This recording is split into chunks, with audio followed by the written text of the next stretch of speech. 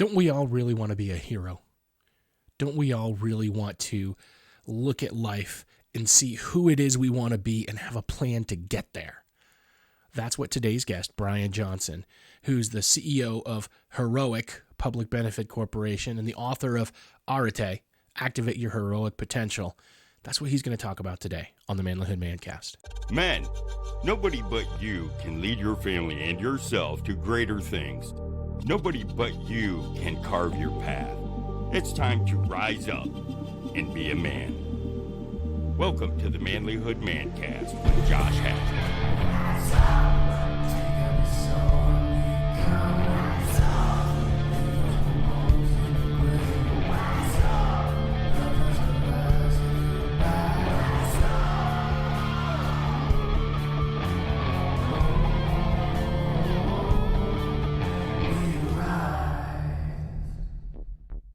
Gentlemen, welcome to the Manlihood ManCast. I'm your host, Josh Hatcher, and just want to encourage you guys, what we're doing here at Manlihood really matters.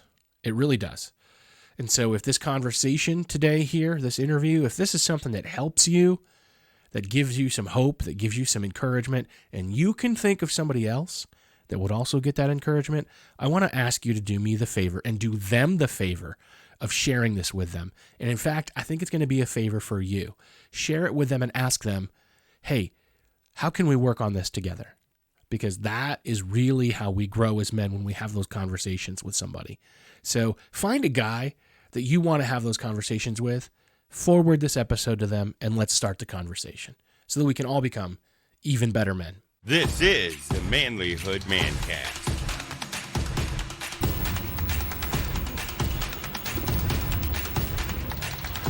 Ancient wisdom and modern science come together to help inform the work that Brian Johnson, today's guest, is doing at Heroic and at Arete, which is the subject of his new book. Guys, he has done some amazing stuff. He sent me an amazing care package before we did this interview with his book and with access to his app and the work that he's doing there. And guys, I'm going to tell you right now, this is amazing stuff. This is an amazing tool. It's a great book. It's going to help you to really look at the potential of who you can be and to make the steps that you need to get there. I am really excited about the Stoic principles and the principles of science and all of it that Brian has put together in this. And I think this interview is a really good taste of some of the work that Brian's doing. So without further ado, Brian Johnson. Brian, it is great to have you on the podcast today. Thanks for joining us, man. Josh, I'm thrilled to be here. Looking forward to our chat. Yeah, for sure. I got a care package from you yesterday, and I was really excited. I'm like, wow, you guys put a lot of time and effort into making sure to connect with your podcast hosts. And I'm like, man, this is pretty awesome. I was looking through the book and looking through the material, and I'm like, yeah, you're the real deal, man. I appreciate that. I'm grateful to hear that, and I'm thrilled you got the package, and excited to talk about what it means to be a man in the modern world. Awesome. So tell me a little bit about yourself, and on your shirt, for anybody that's watching, it says Arete. What does that mean? Let's start there. What is that all about? Yeah, so you'll find Arete on my shirt. You'll find it on my right forearm, and then of course you'll find it on the cover of the book that we've got coming out. But Arete is an ancient Greek word. It's the one-word answer the ancient Stoics would give you on how to live a good life. Ancient Greek, philosophers like Aristotle, Plato, Socrates, and of course Aurelius and Seneca and Epictetus. If you asked them, hey, how do I live a good life? And they had to answer you in a single word, it would be Arete. We translate the word into English as virtue or excellence, but it has a deeper meaning, something closer to being your best self, moment to moment to moment. And the way I frame it up is, if in any given moment you're capable of being this, and you're actually being this, and there's a gap between who you could have been and who you're actually being, it's in that gap in which regret, anxiety, disillusionment, etc. exists. But when you live with Arete, you close the gap. You're being your best self, and there's no room for that negative stuff in that moment. It doesn't mean you have a perfect life, obviously, but in the moment in which you express your best self, you feel what the Greeks would call eudaimonia, which was the summum bonum, the greatest good of life. which means good soul, but it's a deep sense of joyful, meaningful, sense of purpose that you're doing what you're here to do. Yeah, that's awesome. I love it. So I take it that you are very inspired and interested in the wisdom of the Stoics then, right? Yeah, I got a bunch of heroes on my wall. I got Epictetus right behind me. Epictetus is my favorite teacher. Aurelius is my favorite leader. And I've studied a lot of ancient wisdom. My whole thing is ancient wisdom, modern science. So I've studied, all the ancient wisdom traditions, but my favorite flavor is unquestionably Stoicism. And then modern science affirms it. Cognitive behavioral therapy is essentially Stoicism applied, etc. Awesome. So tell me a little bit about yourself. What got you on this journey, man? I mean, this is something that's obviously important to you. You've got it tattooed on your arm. So how did you get to this place?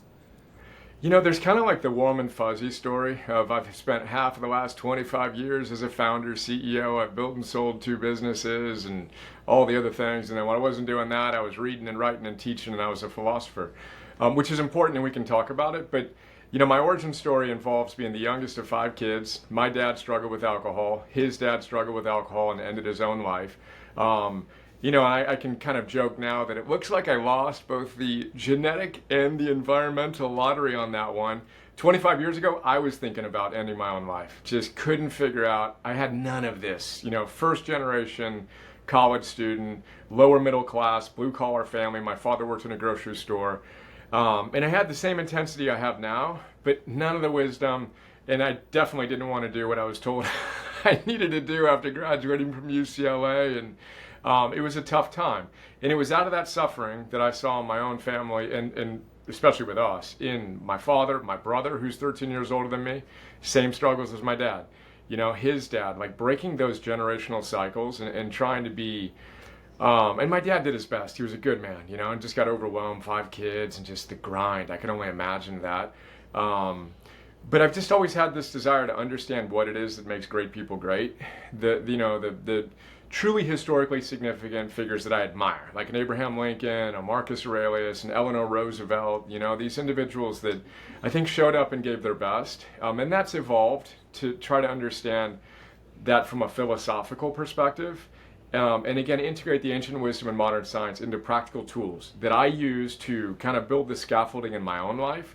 And then to help others who may be struggling, create a life of meaning. And then, we've been blessed to work with some of the most elite military officers and executives and athletes and coaches and help people go to the next level. And the reality is, it all comes down to this. All of us have a little bit more, or a lot more potential that we can activate. Long answer to your question, but a lot of suffering, and then just a deep passion and a fierce commitment to mastering myself and my craft, and figuring out how I can share this in a meaningful way. Awesome. Yeah, it's funny how much, when we're in those moments of suffering, we're like, you don't see the other side of it, and you're like, man, it just feels like this is the end, And Yep.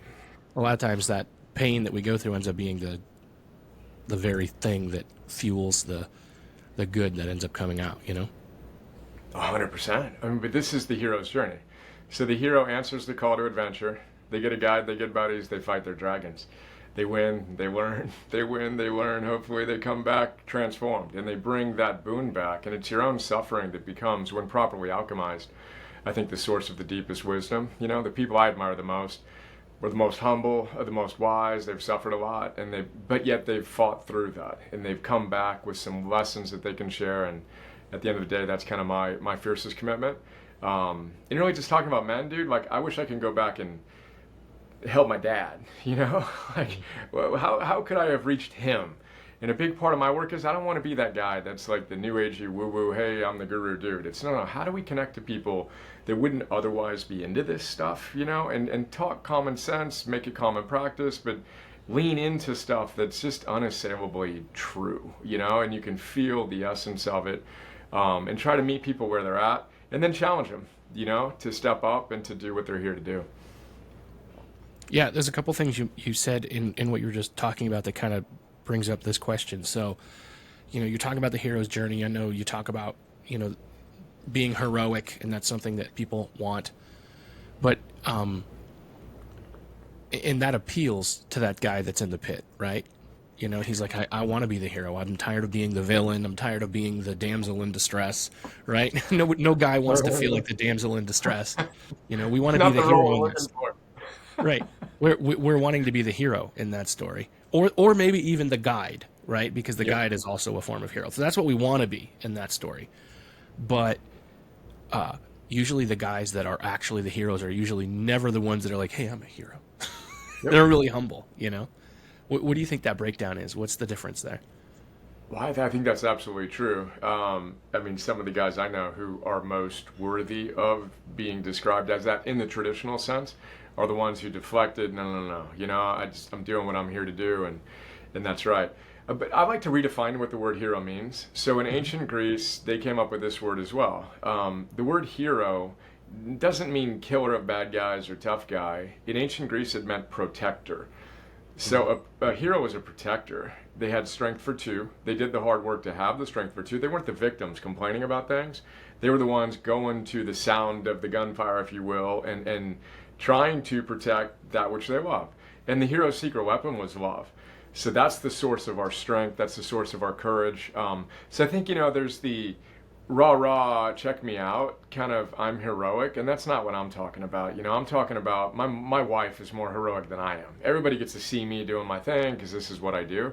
She's the one who gave birth to our two kids at home and has been so many sleepless nights, taking the brunt of that so I can do the things that I do. And so I'm not talking about fame, wealth, and hotness, which is, here are heroes, the entertainers, the sports figures, many of whom are worthy of that. And they're good people in addition to being successful at what they do. But I'm talking about all of us. And when we look at those heroes, stories, I watch Mission Impossible, right? Like, all right, cool. Couple of things. One, we're seeing the metaphorical representation of our potential. That's Joseph Campbell's whole point with the hero's myth. All cultures across all time have had them.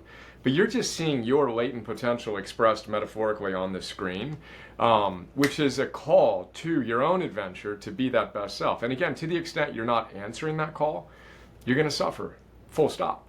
And Abraham Maslow, the great humanistic psychologist, says, you have a need to self-actualize. Anyone this far into a conversation like this has met the lower rungs of the hierarchy of needs, right? And now you've got this soul aching need to be your best self. And our culture doesn't help us understand that. It continues to seduce us to play the wrong game, right? David Brooks' second mountain. You get to the top of the first mountain, you look around, you're like, what?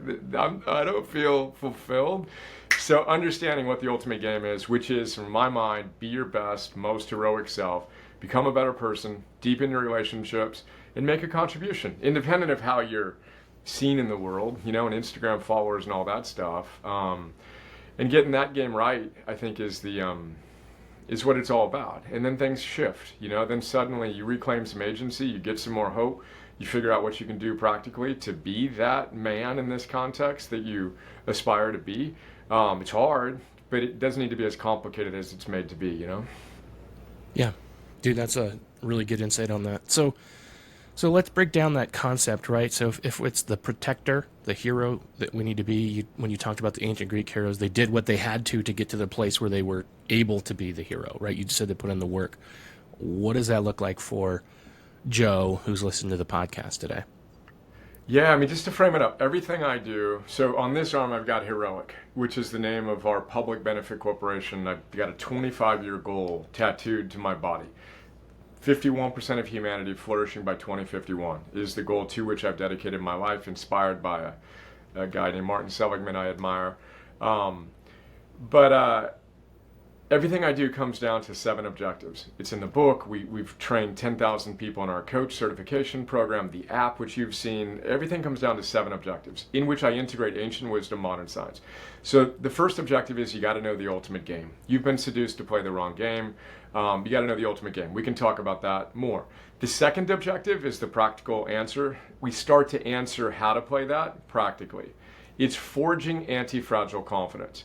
So I love working with everyone, especially intense men, frankly, just like these world-class athletes and coaches and executives and, again, special forces operators, etc., because they're hungry, they want more. So they love this idea more than anything else. Objective 2 is forge anti-fragile confidence. So I define some terms. First is forge. So you gotta turn up the heat. The book has 451 micro chapters, and that's by design. It takes 451 degrees to light a fire. You hit an activation energy point, and one thing becomes another point. So if you want to boil water, you got to get to 212 degrees. Nothing happens at 200, 210, 211, 212, one thing becomes another. And then a forge is 2200 degrees. If you want to forge a sword, you got to not just ignite the fire, you got to really, really build the strength there. Then we forge anti-fragile confidence. Anti-fragility is a word I got from Nassim Taleb, the great intellectual, who juxtaposes fragility and what's its opposite. Because before him, the only thing you can think of was resilience. Now, if you're fragile, you break when life hits you. COVID happens, you lose your job, you have some challenges in this or that. You break, you're fragile. And again, talking to men, wah, oh shoot, You're like a package that's sent in the mail. Handle me with care, because if things get hard, I'm going to break. Now, if you're resilient, you can endure more stress, then you kind of break down, but then you bounce back faster than most people. But what's the opposite of being fragile? What if you were a package and you wrote, throw me around, I get stronger the more you throw me around? That's anti-fragile. That's like going to the gym and lifting real weights and seeing your problems as real weights in the gym and not trying to go lift styrofoam weights. So anyway, that's anti-fragility. Then how do you forge that? You build confidence. So I like to talk about confidence, and again, the irony here is that the guys that project, quote, confidence are often the least confident dudes out there. The guys I know who, as we were discussing, the true heroes, they're not the ones beating their chest. These guys are, I don't use words in public to describe them, but those are those guys, But confidence etymologically means intense trust, confidere. So what I like to teach guys in particular, but all the people we work with, is if you want to build intense trust in any relationship, what do you have to do? You have to do what you say you will do. If I didn't show up today for our chat, would you trust me? You may give me one pass, but if I did that again, you'd be like, whatever, this dude's a joke. And you wouldn't trust me. You'd have no confidence in me.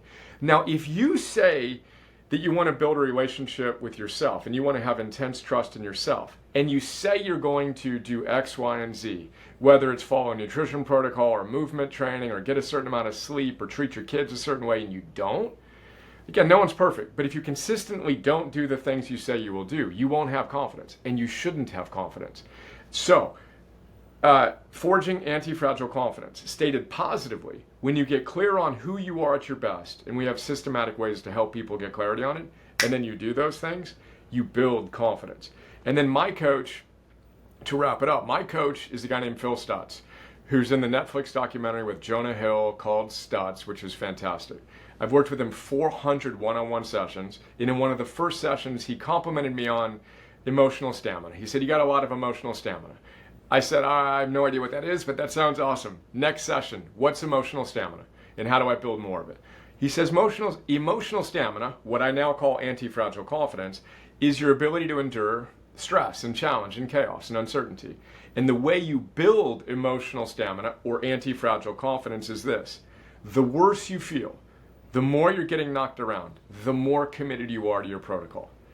So in my old self, when I would get hit, I would go do all the stupid things. I'd invite the circus into town and do all the addictive, stupid behaviors I know I shouldn't be doing. In this new model, when I get hit, I slow down and I say, oh, all right, heroic gods are challenging me. It's time to double down on my protocol. The worse I feel, the more committed I am. But that presupposes you have a protocol. It presupposes you know who you are when you're at your best, and then you can get yourself to do it. Even getting 3%, 5%, 10% better at this is life-changing. Because the very things that used to knock you off the rails become the things that make you stronger. And I have goosebumps saying that. That has transformed my life and a lot of the people that we've worked with. That's a long answer to your question, but that's a practical way to become the hero of your own story and to kind of shift from any hopelessness or despair, or just knowing you're leaving it on the table, you know what I mean? And activating it and showing up in a more powerful way. So, full disclosure, sometimes I struggle with that end of things, right? So I'm working on stuff, I'm moving forward, trying to become better, and then something happens, and then, go back to the circus. How do you get that into your head where you say, no, I'm going to let this challenge put me in the right direction? How do you make that shift? Well, first and most importantly, I almost interrupted you to laugh with you. Dude, me too. All of Okay, us. good. It's Maslow 101. So Abraham Maslow studied Eleanor Roosevelt, Albert Einstein, the greatest people of his generation. And he said, look, there are great people, like truly great movers and shakers, he said, people that change the world. But there has never been one perfect person. Those same people can be obnoxious, they can be rude, they can be all the things you'd expect from a human being. So there are no perfect people. And my joke to our coaches and community is, you and I aren't going to be the first. So simply embracing that fact, then we can apply the science of self-compassion. Rule number one of that is, you're not alone. So your story that it's just you, something's wrong with me, Brian, something's wrong with you, Josh, or whoever's watching or listening to this, that's the most toxic part of the story. Now, when I wanted to end my own life 25 years ago, I was convinced I was the only one that had my problems. Everybody else had it figured out. Here I am scared of everything, dude. I mean, I used to be just terrified of everything and everyone. I couldn't figure it out. And I was convinced it was just me. You know, and again, our society has taught us that as men, we got to have it all figured out day one. You better look the part, and you better play the part, and you better not ever feel inadequate. You know, I've got Eisenhower on my wall back there for a number of reasons, but one of my buddies is a former Special Forces military intelligence guy, West Point. I mean, just as powerful as you can be. It wasn't until like 15 years into his career that he read Eisenhower's biography and realized that dude had as much doubt as he did as he went up. So being able to own the fact that we all have the challenges is step number one. And then there's certain things you can practice on that. But again, you start with that recognition, but then you need to know who you are at your best. So it's impossible to work a protocol that you don't have clarity on. So what we help people do, and the simplest way to do it is bust out a piece of paper, draw a line down the middle, and on the upper left, write do, and on the upper right, write don't. And then think back to a time in your life when you were dominating it. You're proud of yourself, whether it was a day or a week or a month or a year or even a decade. You were on, dude, in your energy, your work, and your love. What were you doing? Because you were doing certain things, right? And you weren't doing other things. That's the first step in getting clarity on your protocol. And again, we relentlessly get people to get clear, and then we get them to commit every day to being that best version of themselves, especially when you don't feel like it. But again, then we move through. The whole objectives are to answer that question of, well, then how do you move from that sounds pretty good, that starts to make some sense, to applying it to your life. And there's an art and science to behavioral change that we talk about a lot as well. And one of the key tenets there is related to what I just shared. You and I have told ourselves that something must be wrong with us if we haven't been able to change our lives. So we think it's a character flaw, is the phrase B.J. Fogg, the Stanford dude that inspired James Clear and everybody else on habits. He says, look, it's not a character flaw. Nothing's wrong with you per se. Yeah, you got work to do, but we all do. It's a design flaw. You haven't been taught how to install and delete habits. None of us have, which is crazy when you think about it. Why aren't we teaching our kids these ideas? That would have been nice. But again, getting rid of the shame and then looking at how we can systematically architect a protocol is the first step. And then it's the being able to, not perfectly, but just a little bit more consistently notice, oh, I'm about ready to go off the rails, and do that. What might I be able to do right now instead of that? And then when you do have a bad day, the next morning, what do? Because we're going to have bad days, dude. I mean, again, going off a bit here, but one of my favorite mental toughness dudes says to professional athletes, how many off days when you are the best in the world at what you do you think you should have a month? The amateur, the guy that isn't quite there, or woman that isn't quite there, thinks 0. I should get to a point where I'm the best at what I do. I have 0 bad days. And he laughs and he says, no. The best know they're going to have 4, 5, 6 bad days a month. It's just going to happen. And it's what you do after you have a bad day that matters.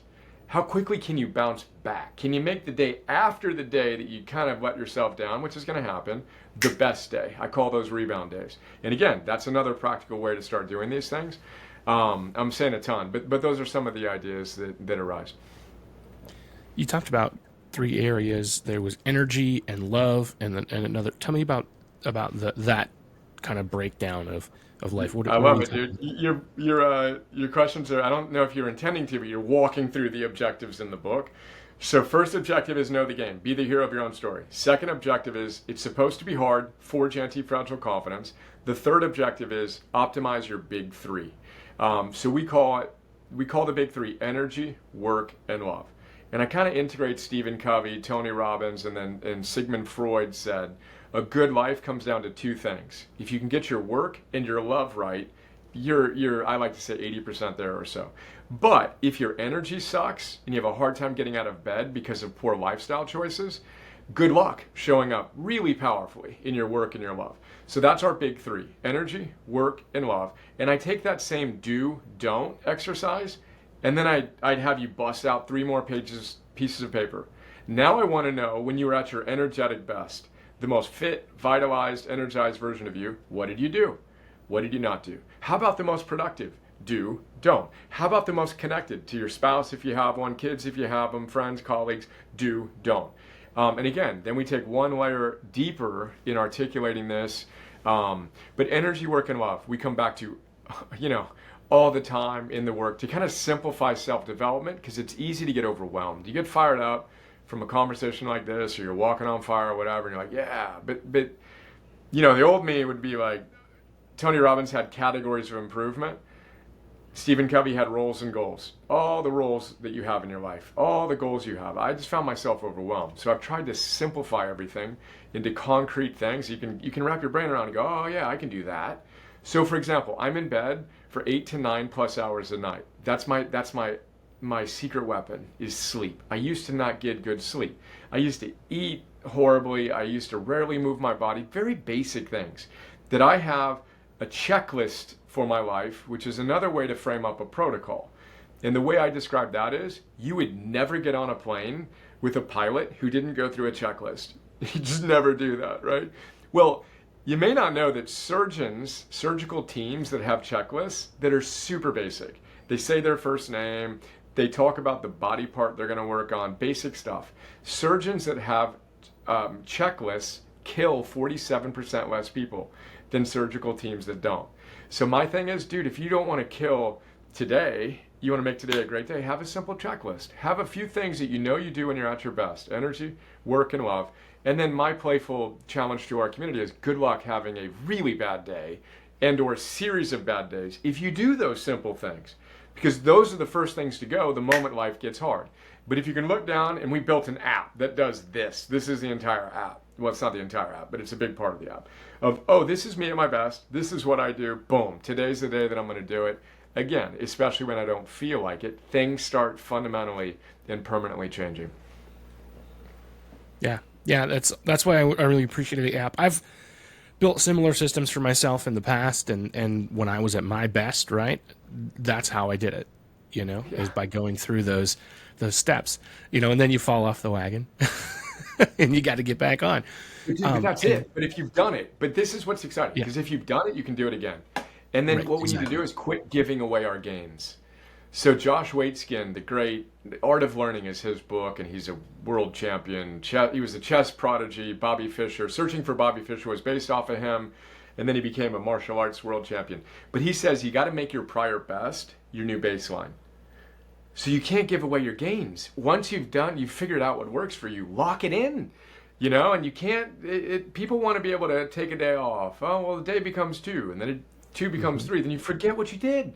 The speed with which your basal ganglia, the most basic part of your brainstem that basically makes you in terms of your behaviors, if you don't consistently do these things, you forget about them, and you go off the rails more quickly than you could imagine. But if you can lock in those gains and make your prior best your new baseline, life just becomes a lot more fun. And these aren't chores, by the way.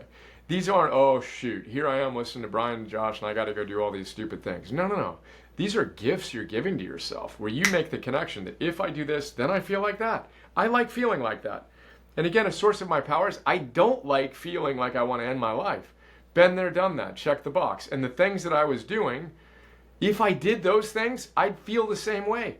If I ate the way I used to eat, dude, I'd buy a pizza, buy one, get one free. Perfect. Dinner, breakfast, late breakfast, cool. I've hammered them, working out. No, I played basketball, for like an hour once a week. That's me working out, All right, cool. Sleep, what's that? I'm up till 2 a.m., 2:30, kind of rolling out of bed. I had none of these practices. And if I still did that, I would still feel that way. And it's a really exciting thing to make the connection. And then it's not a chore. These are gifts that we're giving to ourselves, and we do it with joy.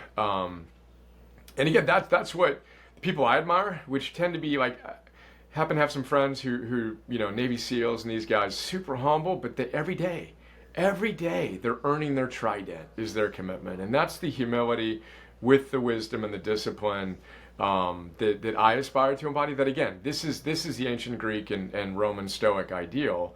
Be your best self, not someday, today, and not even today, or some moment, but this moment. And then you feel a deep sense of eudaimonic joy. It's like a deep sense of happiness. It's not the hedonic good mood, it's the eudaimonic good life, which is a whole nother important distinction, because we're chasing the good mood. What feels good for 3 seconds, but then 3 minutes or 3 hours or 3 days later, you're hung over literally or metaphorically. You got to do the things that allow you to have a good life. Then you get to a point where doing those things are the things you most enjoy. Seneca had that wisdom. How great it is to get to a point where you have the discipline and the pertinacity, he says, to do what's best for you, such that you get to a point where doing what's best for you is what you most enjoy. And it isn't fun the first 5, 10, 15, 30 days.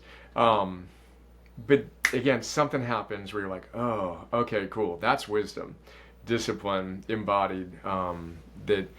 That's it. I mean, that's what I've dedicated my life to, trying to practice and encourage others to consider practicing too.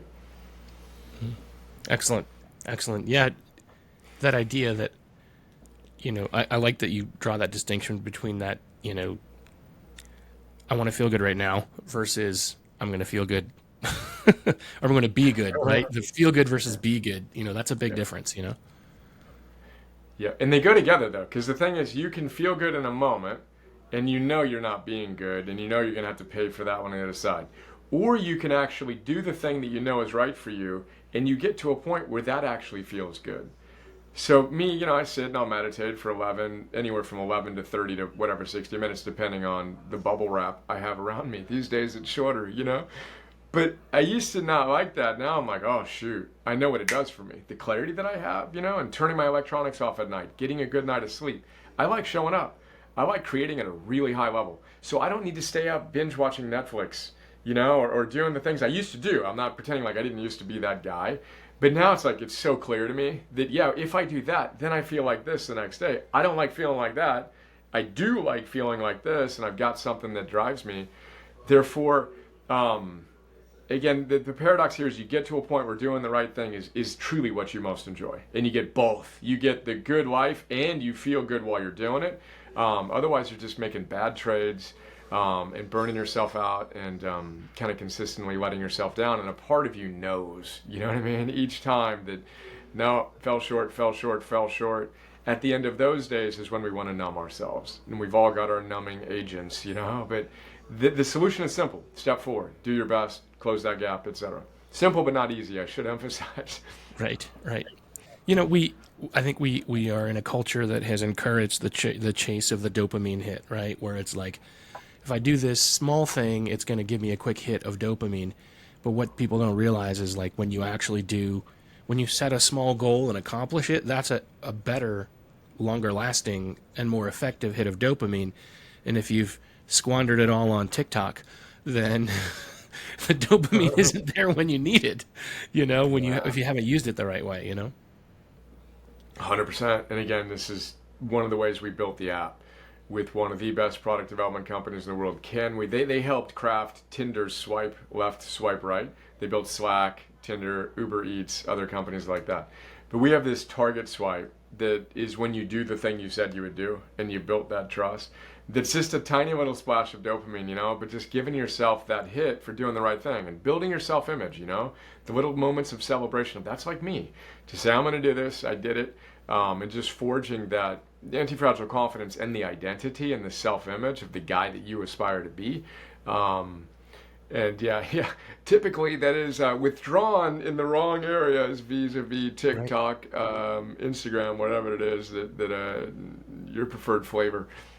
Yeah. Yeah. There's something about, you know, swiping to get the hit of dopamine based on the fact that you actually did the work that actually Yep. benefits you, you know? So then that Yep. actually reinforces for you, I did something good. I got to check the box. And Yep. that's a valuable way to hit Dude, your and you need goals, to. to And better then your life. and you need to celebrate that. Like this is BJ Fogg who inspired Charles Duhigg's Power of Habit and James Clear's Atomic Habits, two great books. BJ Fogg out of Stanford. He says the number one thing that he would teach is celebration. The moment you do the thing you said you would do. For me, I do burpees every day. I do 100 in sets of 11. But after every single set of 11, I literally do a fist pump and I say, that's like me. And he says, you can't wait 30 days. You know, I'm going to follow a nutrition protocol. I'll give myself this little treat at the end of 30 days. No, no, no. Every time you make the right choice and you close the gap, that's like you. You celebrate it immediately and intensely. Just that little micro moment of, boom, all right, I'm affirming that's who I am, that's who I aspire to be, and who I just was. It may sound silly, but it's incredibly powerful as we rewire kind of our sense of who we are, and affirm or the identity we aspire to be with the behaviors we're engaging in, and then you get this virtuous cycle up, and get those little squirts of dopamine and other hormones that make you feel good while you're doing what you know is good. When I started reading your book yesterday, and you know, it starts out with a couple of stories about your kid, about your relationship with your family. Tell me a little bit about your relationship with your family and how that has gotten better as you have made some of these shifts.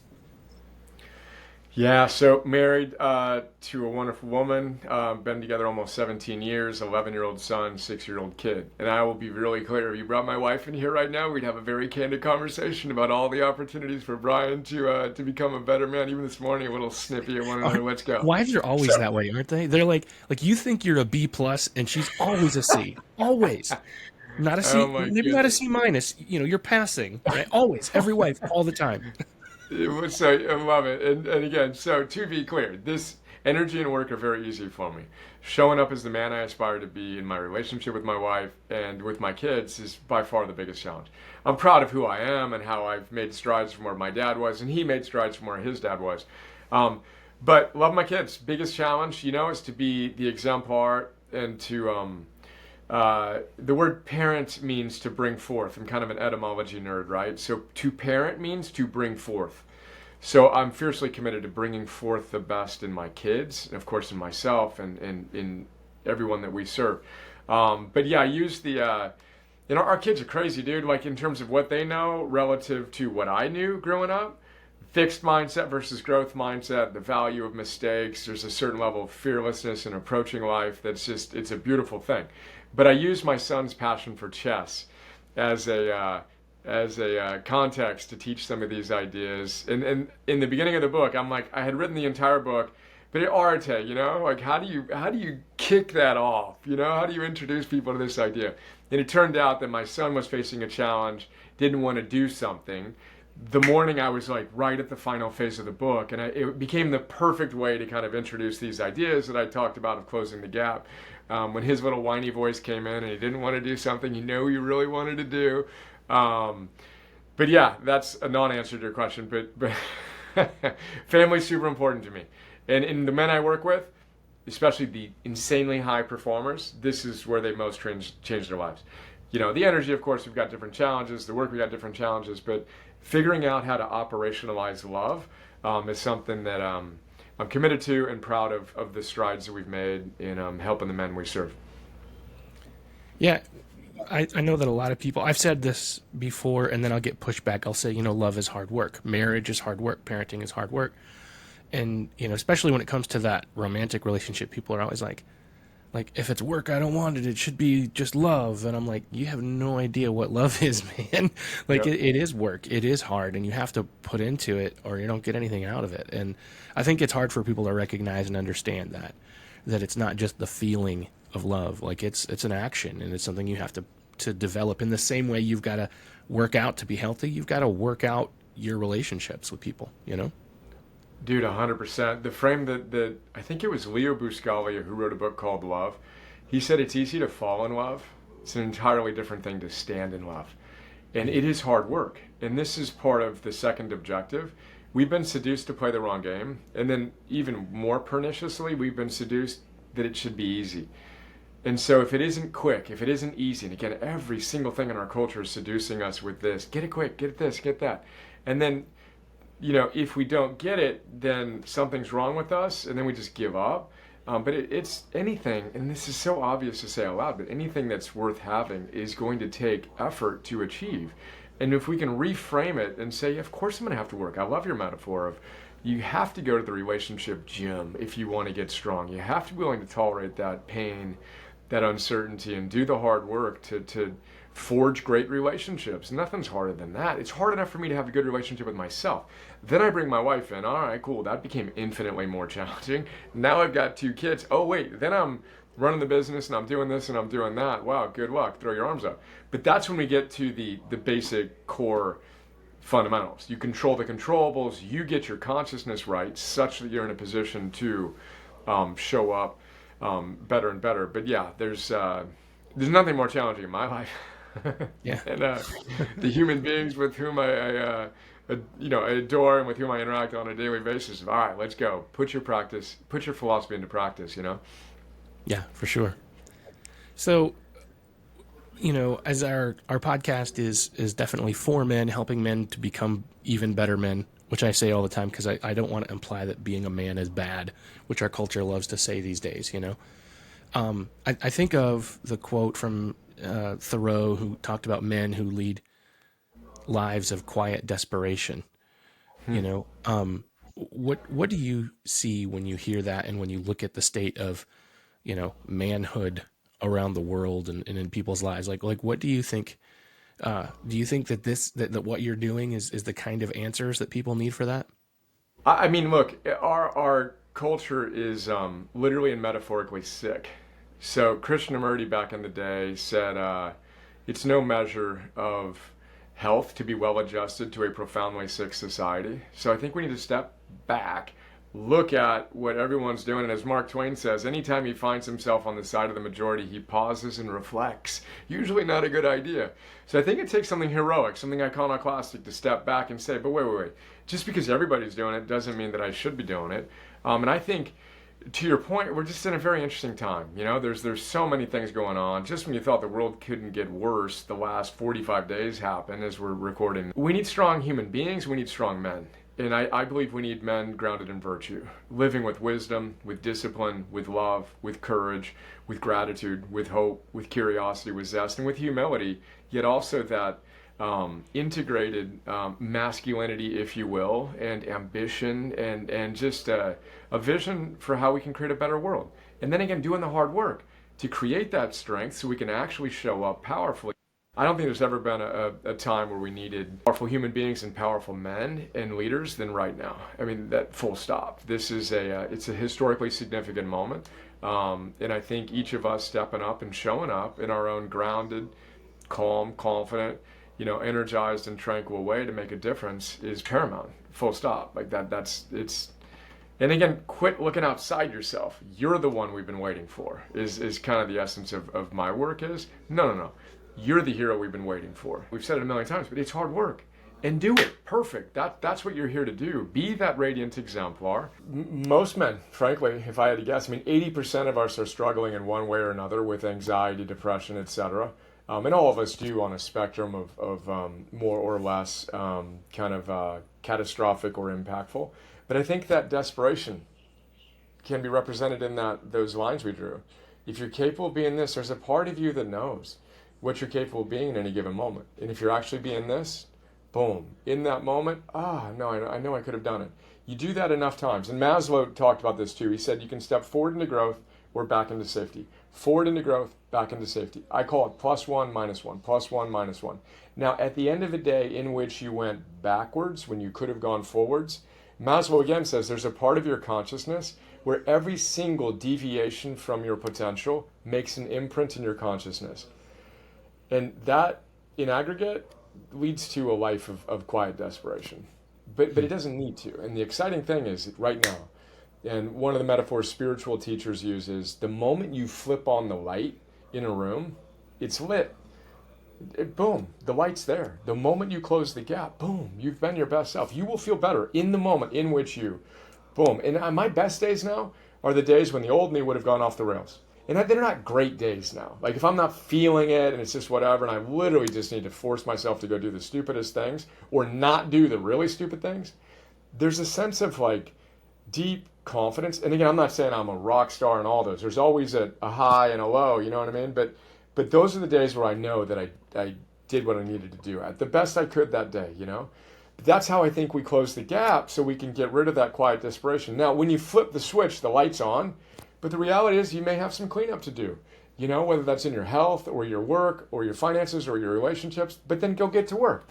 Do the cleanup. What are you going to do? You know, as Seth Godin says, it's unfortunate that you waited so long to be your best self, but it's unforgivable to wait any longer.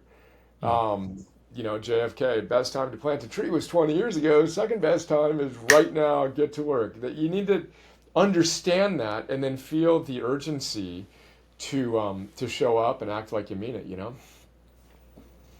Yeah, for sure. I know that when I look at everything that's going on in the world today, and I think some of the things that I hear from guys a lot, we get fixated on really, you know, the culture war. You know, I hate to use that word because that tends to make you feel like you're aligning on one side of it or another. But I think it's, you know, when we look at what's happening all around us, it's so easy to get lost in the, oh, but this happened in Afghanistan, and oh, but these people are reading books to children in libraries, and they shouldn't be reading books to children in libraries. And we get fixated on everything that is not going the way that it should in the world. And then, like, they get despairing. They get lost. They get completely focused on everybody else's problems. How do we bring that back in where we can actually make a difference with it? Yeah, I mean, it's a lot easier to consume all this and then complain about, you know, all the things going on. That's what victims do. So what victims do is they look at the world and they go, oh, yeah, that, and they did this and they did that. My God, they're so wrong. Perfect. All right, well, the victim becomes the creator of their own story and then the hero of their own story. And you make that shift, criticizing, complaining, gossiping. You know, like we need to be mindful of how we're doing that. But then we need to recognize the fact that the real war, culture war, whatever you want, real literal, you know, wars, let alone the metaphorical wars that are going out there, they are what they are, but they're secondary to the war within our own consciousness. And this is what all great teachers across all cultures, across all time have said. And I can give you 100 examples. I mean, even if you go to Islam, Rumi, the mystic poet, he talks about the ultimate jihad is not against external, quote, oppressors. That's the secondary jihad. The ultimate jihad is within your own consciousness. The Bhagavad Gita, Gandhi's Bible, was set on a metaphorical battlefield, representing the battle within each of our minds. I've got Lincoln on my wall up here. And I meditate every morning, and part of it's like a heroic meditation, right? I do it on my own terms. But I bring my heroes to mind, one of whom is Lincoln. Lincoln tells me every morning, win the inner civil war so you can help win the external civil war in all the different forms that it arises. But that's the ultimate battle. Between your daimon, which I mentioned, which means good soul. So the ancient Greeks called that guiding spirit within you that always knows. You always know. How do I know what the right thing to do is? You pause and ask yourself. You always know. It's not, I want to yell at my wife some more. It's, oh yeah, I want to have a relationship where I'm with her for 51 years, which I literally commit to every day. Well, is what I'm doing right now helping with that? That's wisdom and discipline, etc. But anyway, you have your daimon, which is your guiding spirit. And then you have your demon, which is literally the diminutive of daimon is demon. That's where the word comes from. So then you have the voice of virtue and the voice of vice always barking at you. All cultures talked about that. And the question is, which one are you letting run the show and stepping back and choosing more wisely, again, to close the gap?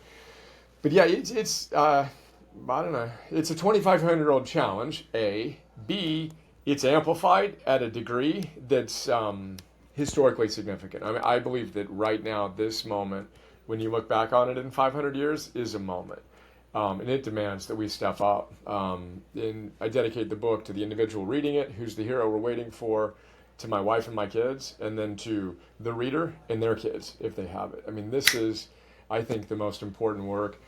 Even you tell me about your son getting the t-shirt, and I'm like, there we go. All right, cool. And then his kids, like this is how we can fundamentally and permanently affect the change. But it starts with us. Figuring out, I didn't do the final point on that little exercise. So when you do the do and the don't, look at that list and then think of the one thing that you could be doing, that you have done successfully in the past, that if you started doing that one thing consistently would most change your life. Circle it. And then what's the one thing you just know you need to stop? We've all got kryptonites, but what's yours? And you're not going to do it because you should. No, someone told me I should. No, you know. That's the start. That's the stop. Circle the stopping. And I come back to that exercise all the time.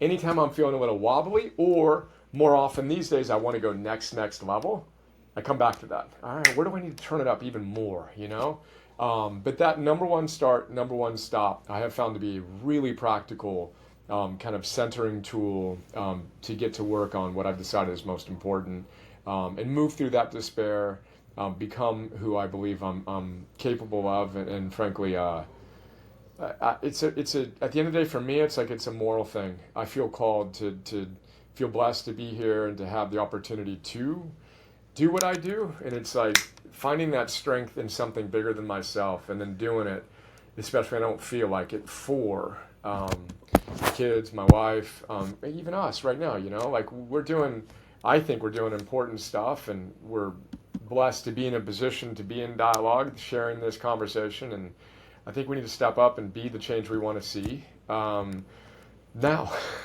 Full stop. Yeah. Excellent. Brian, I like to ask all my guests a few questions. And I think, you may have even touched on a lot of this as we've been talking, but I think it's a good way to sum it all up. So the first question is this: what does it take to be a man? Yeah, I think that's a question that each of us needs to ask ourselves. And at the end of the day, my work is, I'm agnostic as to what someone believes. We've been blessed to serve people of every faith, devout people of every faith. And they find resonance in my work because I push them. I push them to be in integrity with their beliefs. So for me, it means something, and I would challenge the individual to think about what it means for them. But for me, it means to show up, to be my best self. Again, not perfectly, but moment to moment to moment, and to be a demonstration of what's possible. To be the best, most heroic version of myself while helping others to do the same. The hero becomes the guide is a metaphor I use a lot in my work. And we need the hero to conquer their dragons to come back and be the guide for other heroes. That's my whole mission in life. That's how I intend to help change the world, is getting enough of us to become the guides. That's what it means for me to be a man, to live in integrity with my values, to embody wisdom, discipline, love, and courage, the cardinal virtues of ancient Stoicism, in service to something bigger than myself. But that's me. And then my work is, what is it for you? Pause, turn off TikTok, ask yourself the question, and then the question is, are you living in integrity with it? And if not, do whatever you need to do, whether it's the do and don't and the other things, but get in integrity, because that despair will be there to the extent there's a gap. And the one word practice for me, the mantra for me is Arete, Arete, Arete. Boom, right now, let's go. Excellent. Thank you for that, man. All right, so let's say you're able to suspend the laws of physics and time and space, and you can go back in time and talk to 10-year-old Brian. What do you want him to know? Dude, I so wish I could do that. So wish I could do that. I had a conversation with a friend the other day on something similar, and it was interesting because it would be less me telling the 10-year-old version of me something and me being in my 10-year-old's presence. And it's what I aspire to do for my 10-year-old, and to imagine the 10-year-old version of me looking at me, and just feeling, oh, dude, I won, oh, that's cool, and just be able to tell him, dude, we're winning. We're good, keep it up. But then I would teach him all this stuff we're talking about, so he didn't need to take an extra 30 years to figure it out, But all the basic fundamentals, all the things we touched on. And but my main thing in my work is The seventh objective in the book is to activate your superpower, and I playfully say that all superpowers have the same superpower, which is, Gandhi called it soul force. Martin Luther King quoted Gandhi and called it soul force in his I Have a Dream speech. But if you thought of your favorite heroes, and this is what I would want my 10-year-old to feel in me, 10-year-old version of me, and my 10-year-old. So who are your favorite heroes? Actually, it's a kind of a fun little question. Do you have 2 heroes that come to mind? Myself? Yeah. Yeah. Oh, my dad for sure. Amazing. And I would probably say, I think Lincoln is one of my heroes for sure, Abraham Lincoln. Amazing. So everyone's going to be different than Lincoln, but not knowing your dad, I'm going to offer that they're very different human beings. So Lincoln, is this guy, your dad is this guy. And I like to frame it up with 2 of my favorite heroes, Gandhi and Churchill, who are as different as they could possibly be. I mean, Gandhi would wear a loincloth to the palace. He's skinny, you know what I mean? He'd go days without talking. Churchill's poorly, would always talk and all this stuff. And those guys didn't even like each other. But they're both heroic. And they have one thing in common, which is in their presence, you felt something. And Gandhi would call that soul force. The ancient Chinese philosophers would call that moral charisma. So an individual who is living in integrity with their highest values has a felt moral charisma that we evolved to want to be around. There's a neuroscience to this, that we know when someone is living in integrity and you want to lean into them. Being that person is my deepest aspiration and what I'm so committed to activating, because the third hero I have people think of is you at your best, most heroic self. And you have those qualities that your dad possesses, and how amazing is that your dad's one of your heroes and Lincoln possessed. So, all right, what qualities do they have that are latent within you, and how do you activate that? And then remember, Lincoln isn't Lincoln without the Civil War. There's no Lincoln without insane challenges. Goosebumps every time I think about that. So your challenges that you're trying to get rid of are the very things that are going to make you the human being you're destined to be, if you embody them and approach them rather than try to reject them and complain about them or avoid them. Long answer to, I don't remember what the question was, but that's my thought on that. No, that's good. That's good. All right, my last question for you. Yeah. My last question for you is, what is your best advice for the men that are listening today? Think about whatever resonated with you in our chat, and I imagine and I hope, if you're this far into the chat, that there's one thing that just hit, that was just like, oh yeah. And with that wasn't a new idea. I'm almost certain it wasn't a new idea. We just maybe said it in a way that reminded you of something you already knew that just you needed to hear right now. And I have goosebumps and tears in my eyes as I say that. That's the most important thing. And most importantly, you got to move from theory to practice on it. It's not enough to listen to podcasts and to read books and to do all these things. You got to move from theory to practice to mastery. This is the ancient philosopher. They were warriors of the mind. They were deep, deep practitioners. They weren't librarians. They weren't cataloging ideas. They were figuring out how to live them. But I would take the thing that most resonated with you, that you think might be a thing that could transform your life, and then have Jim Rohn in mind. So Jim Rohn, Tony Robbins, his mentor, said that sometimes in life, you have a combination lock you're trying to open. Let's say there's like 6 numbers on the lock, right? And you don't know, but you've got the first 5 figured out. And it's the 7th little number that you're going to put into place that will open that door, that will open that lock. So perhaps an idea that you, an insight that was affirmed in our chat could be that for you. But moving from theory to practice on that would be my number one piece of advice. Excellent. Thank you, man. Brian, so are people that are listening today and they're like, all right, I gotta get more of what Brian's putting out. This is good stuff. This is helpful for me. What is the best way for them to connect with you? Yeah, 2 ways. One is the book, which is, I'm not sure when we're releasing this, but comes out November 14th. Really excited about that. It's kind of a concrete way that operationalizes, all the things we talked about, 7 objectives, 451 little micro chapters, 1, 2, 3 pages each. These ideas, but 451 of them. And my idea is I'm going to overload. I'm going to give you all these ideas. You can get in and get out 2 or 3 minutes, but hopefully fire you up and get you activated. So the book, Arete, if you're listening, I don't think we've spelled it out, but Arete, yes, you've never heard of the word, almost certainly, and we should have it in our cultural vernacular. Arete, it's everywhere you buy books. And then the Heroic app, You can find it heroic.us, and in your iOS and Android app stores. It's Heroic, the training platform, where we do a ton of stuff. I've read hundreds and hundreds and hundreds of books that I distill into these little summaries called Philosopher's Notes. We do a ton of other things in the app that a lot of people have gotten a lot out of. So if you've resonated, you might like the book and the app. Awesome. Guys, make sure you check it out. We'll have those links in the show notes as well. So if you're listening or watching, just go down to the show notes and descriptions and you'll see the link there to connect with us. So Brian, thank you so much for being on the podcast, man. I really appreciate your insights and your energy, man. It's good stuff.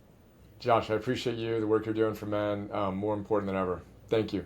Awesome. Thanks. This is the Manlihood ManCast. Brian, thank you so much for being on the show with us today. I really appreciate your take on the world. And yeah, man, this is good stuff. Can't wait to see how this is going to help me. Maybe it'll help some of our other guys. Let's continue this journey of becoming the hero of your story, becoming a hero to somebody else, making a difference, and really fully living up to the potential that we're capable of.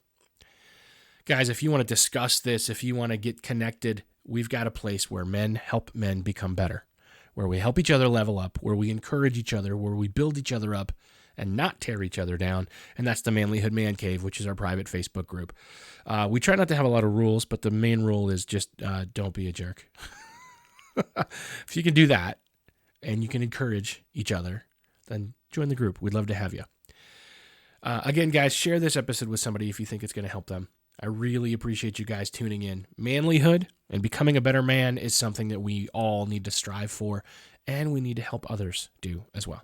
So let's share it. Let's spread the word. Anyway, guys, just remember, I love you. I'm proud of you, and I'll see you next time. Thanks for listening to the Manlihood ManCast. If you want to be a better husband, father, leader, a better man, you need to join our private Facebook group, the Manlihood Man Cave. Join today. Please help us out with a like, comment, share, and subscribe. And check us out at manlihood.com.